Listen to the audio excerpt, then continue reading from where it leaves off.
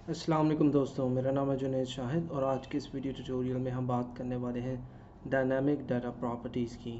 हमने previous video में एक मॉडल क्रिएट करके देखा था और उसका तमाम प्रोसेस को हमने समझा था। आज की इसकी वीडियो का टॉपिक है डायनामिक डाटा प्रॉपर्टीज़, जो कि MVC हमें प्रोवाइड करता है। ASP.NET MVC में 3 डायनामिक डाटा प्रॉपर्टीज़ हैं: टेम्प डाटा, व्यू बैग और व्यू डाटा। टेम्प डाटा और व्यू डाटा डिक्शनरी टाइप है और ये की बेस्ड से डाटा फेच करते हैं, जबकि व्यू बैग जो है वो एक डायनामिक ऑब्जेक्ट है और एज आ ऑब्जेक्ट तमाम चीज़ों को फेच करता है। हम इन तीनों को यूटिलाइज़ करेंगे। व्यू बैग और व्यू डाटा को हम इस्तेमाल करते हैं अपने एक्शन से व्यू में डाटा पास करने के लिए, जबकि टेम्प डाटा को हम इस्तेमाल करते हैं एक्शन टू एक्शन और controller to controller data pass करने के लिए। सबसे पहले मैं यहाँ पे एक एक्शन बना लेता हूँ। मैंने कॉपी किया इसको और मैंने बॉटम में एक एक्शन बना लिया। इसका नाम मैं रख देता हूँ डायनामिक, और इस एक्शन में मैं एक लिस्ट डिक्लेयर करता हूँ स्ट्रिंग टाइप।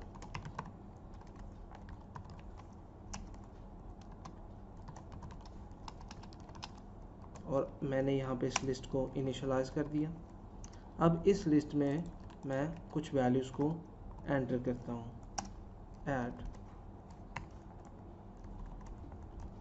1,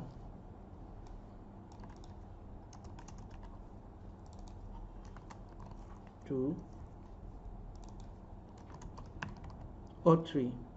अब मेरे पास ये एक लिस्ट है डाटा की, जिसके अंदर 3 वैल्यूज़ हैं लिस्ट में।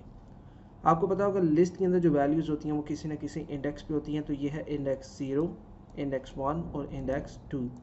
अब मैं यहाँ पे बनाऊँगा व्यू बैग। व्यू बैग एक डायनामिक ऑब्जेक्ट प्रॉपर्टी है, तो मैं यहाँ पे डॉट लगा के उसका इंस्टेंस क्रिएट करूँगा। ये कोई भी इंस्टेंस हो सकता है, जैसे डायनामिक। तो डायनामिक एक प्रॉपर्टी है व्यू बैग की। ऐसे ही जैसे हम एक क्लास के अंदर प्रॉपर्टी बनाते हैं, वैसे ही हम व्यू बैग डॉट आगे डायनामिक प्रॉपर्टी का नेम डिक्लेयर करते हैं और ये खुद ब खुद ऑटोमेटिकली गेट और सेट को अंडरस्टैंड कर लेता है। तो अभी मैं इसको कर रहा हूँ सेट, और सेट मैं करता हूँ इसको डाटा से।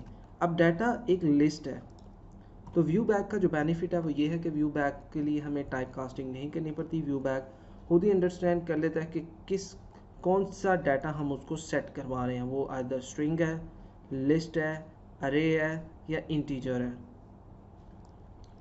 इसी तरह मैं एक बनाता हूँ व्यू डाटा। मैंने यहाँ पे लिखा व्यू और ये मेरे पास व्यू डाटा आ गया। अब ये है डिक्शनरी टाइप, तो मुझे यहाँ पे उसकी की डिफाइन करनी पड़ेगी। ये मैंने स्क्वायर ब्रेसेस लिखी, डबल कोट के अंदर मैंने ये की डिफाइन की डायनामिक, जिसके अंदर ये डाटा मौजूद है। अब जो व्यू डाटा है ये और व्यू बैग सेम पर्पस के लिए इस्तेमाल होता है, लेकिन डिफरेंस ये है कि ये डिक्शनरी है और ये डायनामिक ऑब्जेक्ट है। अब मैंने अगर इस व्यू डाटा से इस वैल्यू को फेच करना है तो मुझे ये की तो देनी पड़ेगी, मगर इसको टाइप कास्ट भी करना पड़ेगा जो इस डाटा की रिटर्न टाइप है, जैसे कि लिस्ट, स्ट्रिंग। इसी तरह मैं बनाऊंगा टेम्प डाटा, और टेम्प डाटा भी हमारे पास डिक्शनरी टाइप होता है। इसको मैंने कर लिया सेव। अब मैं यहाँ पे रिटर्न करूँगा एक व्यू, और यहाँ से मैं एक कोड को रिमूव कर देता हूँ। ओके, अब ये व्यू पहले ऐड नहीं है, तो मैं इसको राइट क्लिक करूँगा।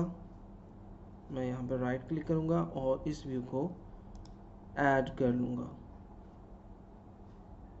तो मैंने राइट क्लिक किया, ये व्यू आया और मैंने इसको ऐड किया।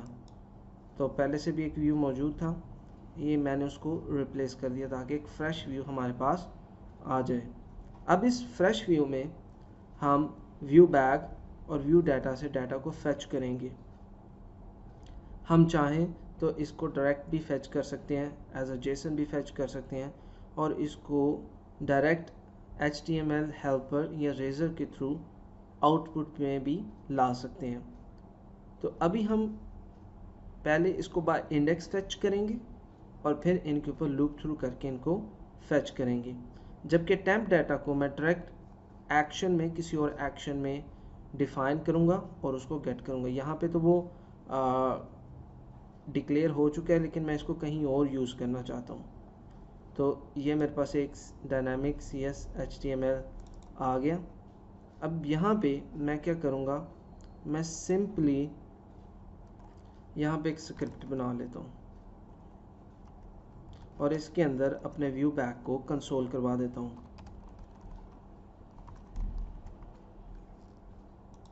अब मेरा है व्यू बैक डायनामिक्स। चूँकि ये एक लिस्ट टाइप है तो मैं इसको बाय इंडेक्स फेच कर सकता हूँ। तो मैं यहाँ पे सिंगल कोट डाला एट ये, और अब इसके 0 इंडेक्स पे जो टेक्स्ट है वो है 1 ONE। इसी तरह मैं इसको कॉपी करता हूँ और यहाँ पे इसको पेस्ट करता हूँ, और अब मैं इस्तेमाल करूँगा व्यू बैक डायनामिक को।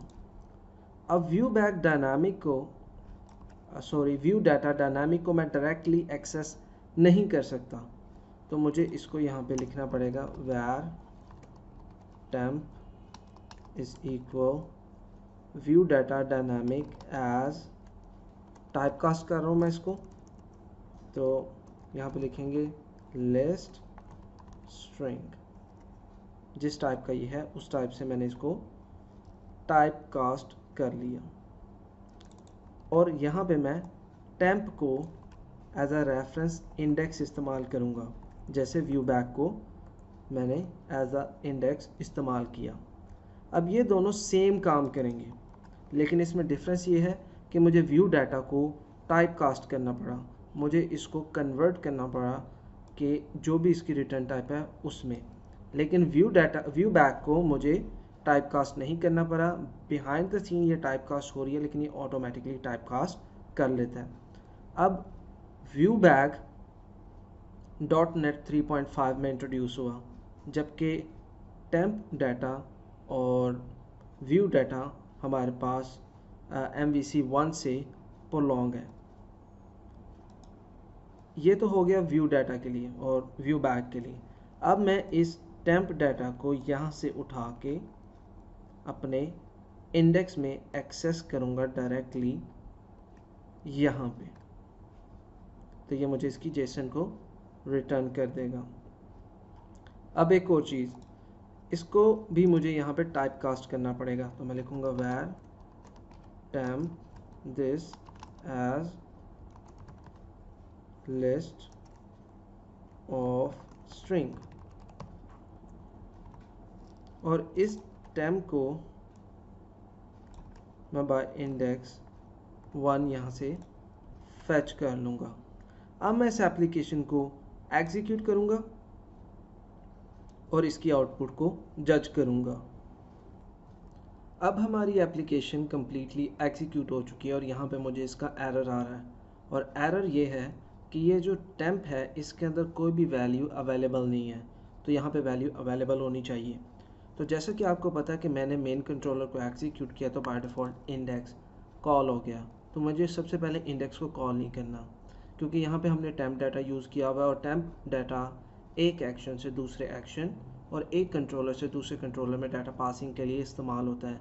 तो डाटा तो यहाँ पे आया ही नहीं, मैंने तो डाटा पास भी नहीं किया, तो इसलिए यहाँ पे नल एक्सेप्शन आई। रही बात हमारे डायनामिक की, तो सबसे पहले हम इसको चेक करते हैं।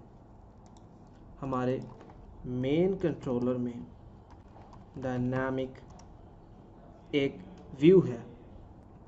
अब ये मेरा व्यू रेंडर हो चुका है, मैं राइट क्लिक करके इंस्पेक्ट करता हूँ और कंसोल में जाके देखता हूँ कि व्यू बैग और व्यू डाटा ने मुझे क्या रिटर्न किया। तो यहाँ मैं कंसोल में गया तो आप देख सकते हैं 1 और 1। अब ये 1 व्यू बैग से आ रहा है, जबकि ये 1 व्यू डाटा से आ रहा है, आप देख सकते हैं इस तरह। तो ये पहला 1 जो है ये व्यू बैग से आया और दूसरा 1 आया व्यू डाटा से। अब मेरा ये एक्शन एग्जीक्यूट हो चुका है और टेम्प डाटा के अंदर वैल्यू आ चुकी है। अब ये टेम्प डाटा की वैल्यू यहाँ पे शिफ्ट हो गई। जैसे ही मैं अब मेन कंट्रोलर के इंडेक्स को कॉल करता हूँ, जो कि है ये, तो वहाँ पे मुझे आउटपुट आएगी 2, TWO2। उसकी वजह ये है कि टेम्प डाटा में 3 इंडेक्स थे, 1 2 3। मैंने अपने डायनामिक व्यू में 0 इंडेक्स को कॉल किया, जबकि अपने कंट्रोलर के एक्शन में इंडेक्स 1 को कॉल किया। मैं उम्मीद करता हूँ ये वीडियो आपके लिए इन्फॉर्मेटिव होगी। अगर आपका मज़ीद कोई क्वेश्चन है डायनामिक प्रॉपर्टीज़ के बारे में तो आप मुझसे पूछ सकते हैं, और मेरा यूट्यूब चैनल और फेसबुक पेज को ज़रूर सब्सक्राइब करें। अल्लाह हाफिज़।